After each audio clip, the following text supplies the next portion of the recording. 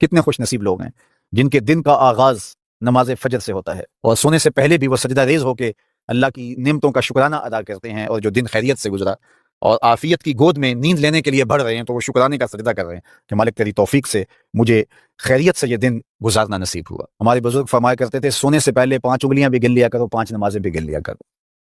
اگر 5 نمازیں پوری ہیں تو اللہ کا شکر ادا کیا کرو کہ تمہیں توفیق اس نے عطا کی۔ اللہ اکبر۔ حضور علیہ السلام نے کچھ لوگوں کو دیکھا معراج کی شب کہ ان کے سر پتھروں سے کوٹے جا رہے ہیں، کچلے جانے کے بعد پھر دوبارہ سر صحیح کر دیے جاتے ہیں، پھر پتھروں سے ان کے سر کوٹے جاتے ہیں، ریزہ ریزہ ہو جاتے ہیں، پھر دوبارہ ان کے سر صحیح کر دیے جاتے ہیں۔ جبریل امین نے کہا حضور یہ آپ کی امت کے وہ لوگ ہیں جو نماز میں کاہلی کیا کرتے تھے، نماز میں سستی کیا کرتے، نمازوں پر بوجھ تھا کہ یہ وقت ہو گیا ہے اب پڑھنی پڑے گی، دیر کرتے رہتے، پہلے پڑھنا نہیں چاہتے تھے، اگر پڑھنی پڑ بھی جاتی تو پھر نماز کی وجہ سے ان کے سر بوجھل رہتے تھے، آج ان کے وہ سر کوٹے جائیں گے۔ نوجوانوں بالخصوص میں آپ سے مخاطب ہوں، ماں باپ کو زور نہ لگانا پڑے، آپ کی منتیں نہ کرنی پڑیں، آپ کے ترلے نہ کرنے پڑیں، آپ کو جھڑکنا نہ پڑے، جب حی علی الصلاۃ کی آواز آئے تم بستر سے چھلانگ لگا کے اٹھ جاؤ کہ میرے رب کا بلاوا ہے میرے نام۔ میسج ہے طلباء سے کہوں گا کہ استاد کو بیدار نہ کرنا پڑے تمہیں، جب اذان کی صدا آئے تو خود اٹھ کر کے مصلی پہ آ کے بیٹھ جاؤ کہ میرے رب کا بلاوا میرے نام آیا ہے۔ اپنے ہم عمر لوگوں سے کہوں گا طبیعت کی کمزوریوں کے باوجود رب کے بلاوے پہ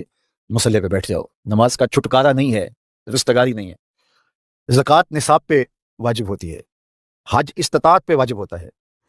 روزہ صحت کے ساتھ مشروط ہے، اگر شیخ فانی ہے یا ایسی بیماری ہے روزہ نہیں رکھ سکتا فدیہ دے دے، مسافر کو چھوٹ ہے، بیمار کو چھوٹ ہے کہ وہ دیگر ایام میں اس کی قضا کر لے،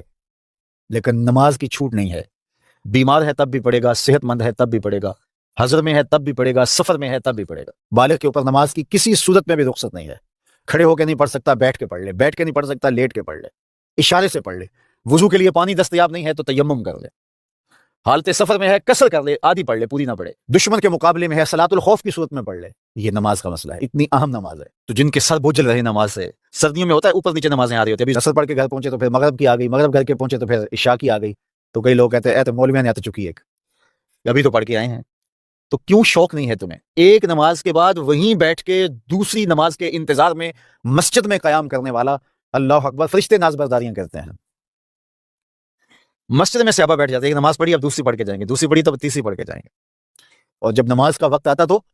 وہ انتظار کرتے کہ ابھی تک اذان نہیں ہوئی، اور حضور جب حضرت بلال حبشی رضی اللہ تعالی عنہ کو اذان کے لیے کہتے تو کہتے ارحنا یا بلال، بلال اٹھو ہمارے دل کو راحت پہنچاؤ۔ آنکھوں کی ٹھنڈک قرار دیا نا نماز کو، جعلت قرۃ عینی فی الصلاۃ، میری آنکھوں کی ٹھنڈک نماز میں رکھی گئی، تو یہ دل کا قرار ہے، راحت قلب محمد ہے صلی اللہ علیہ وسلم۔ اللہ اکبر، یہ معراج کا تحفہ خاص ہے جو ہمیں نصیب ہوا۔